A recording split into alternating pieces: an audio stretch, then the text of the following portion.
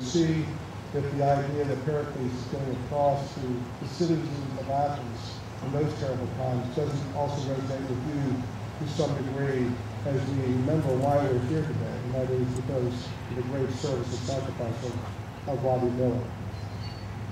In his oration, Pericles says, if we then prefer to meet danger with a light heart, but without laborious training, and with a courage that is gained by habit and not enforced by law, which was the case of Sparta, are we not greatly the better for it? Since we do not anticipate the pain, although when the hour comes, we can be as brave as those who never allow themselves to rest. Thus our city is equally admirable in peace and in war. For we are lovers of the beautiful in our case, and our strength lies, in our opinion, not in deliberation and discussion, but that knowledge, which is gained by discussion preparatory to action. For we have a peculiar power of thinking before we act, and of acting too, whereas other men are courageous from ignorance, but hesitate upon reflection. And they are surely to be esteemed the bravest spirits, who, having the clearest sense both of the pains and pleasures of life, do not on that account shrink from danger. Robbie Miller was an ultimate special operations warrior.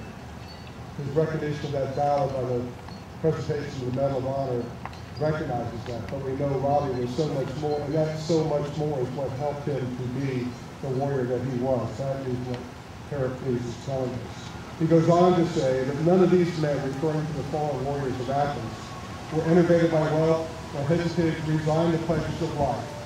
Unlike their Spartan counterparts, who knew only one form of life, which was dedication and training to the martial life. None of them put off that evil day in the hope, natural to poverty, that a man, though poor, may one day become rich. But deeming that the punishment of their enemies was sweeter than any of these things, that they could fall in no nobler cause, that they determined at the hazard of their lives to be honorably avenged, and to leave the rest.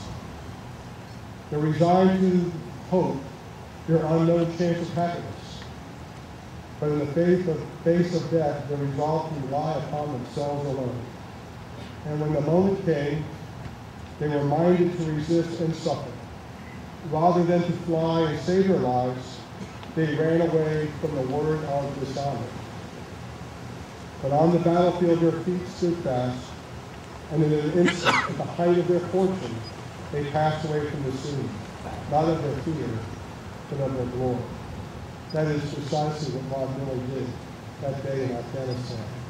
At that crucial moment, made that decision to stand fast out of his glory and not of fear, to protect his men, to protect his teammates, to protect those Afghans fighting alongside us, and to sacrifice all on behalf of this great country and what its promise means, not just to the people of the United States of America, but to people who enjoy some of the fruits of the freedoms that we have.